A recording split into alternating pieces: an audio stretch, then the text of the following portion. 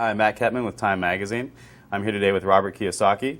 He is the best-selling author of Rich Dad, Poor Dad, which has been translated into more than 50 languages and is the #1 personal finance book in the history of the world. Thank you for joining us today, Robert. Thank you.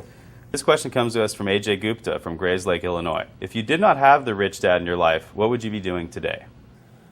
It's hard to say if I didn't have my rich dad because as a young kid, starting at probably about the age of 5, 6, 7, 8, 9, I really wanted to be rich. So I think number one is desire, and then you naturally seek your role models and teachers. And in my lifetime, I've had multiple rich dads. My rich dad was my best friend's father starting at the age of 9. And then today, I still seek mentors and wise men and wise women because that's how you get wiser, is by hanging out with smart people. And this one comes to us from Lagos, Nigeria.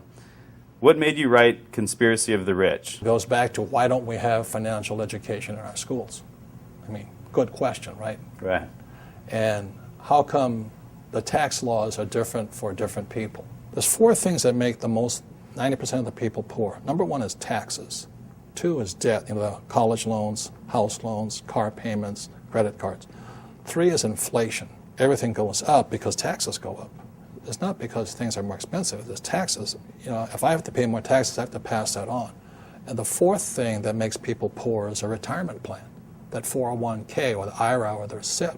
I don't need a retirement plan because all of my assets produce income. So like I have 1,400 apartments. Every month I get a check.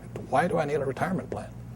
I have 8 oil wells. Every month I get a check. Are there some people who should play it safe and do the traditional route and just pick up a house, pay the mortgage? That's probably the most dangerous thing you can do today. What's happening in the Western world, in America, we're going to become a third world nation, rich and poor. That's it. The middle class is being wiped out.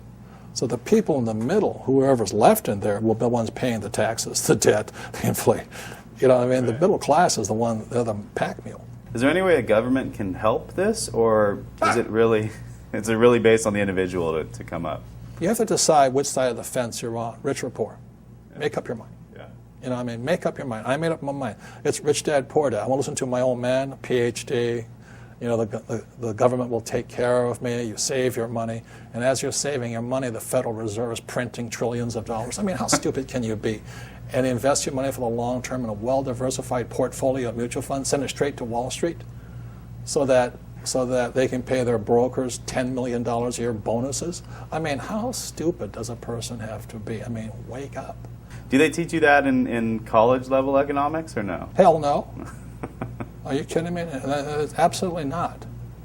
By design. If you read Conspiracy of the Rich, 1903, John D. Rockefeller took over the financial education system by creating the General Education Board. And since then, the rich have controlled what is taught at schools. This question comes to us from Tokyo. Jay Sienna asks, you always say that your poor dad forbade everyone to talk about money at the dinner table. Did you ever ask him why? And at your dinner table now, are people allowed to talk about money? That's all I talk about is about money.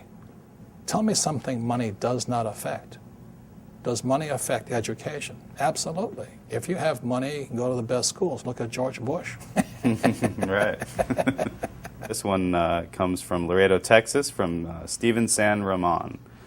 When you and your wife were living out of your car, how did you remain so confident that you would be able to accumulate enough wealth to not only retire rich, but young as well? Well, confidence comes from discipline and training. I think one of the best things that happened for me I kept flunking out of school. And I realized it wasn't school that was a problem, it was a lack of discipline.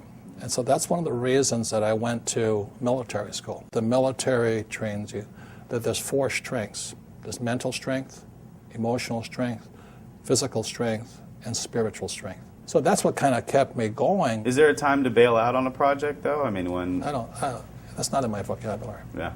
Look, I have an unfair advantage, I went to war. And at war, I'm alive because other guys died for me. When you see stuff like that, how can I quit? Most guys are just wimps, pussies, cowards. They don't have it.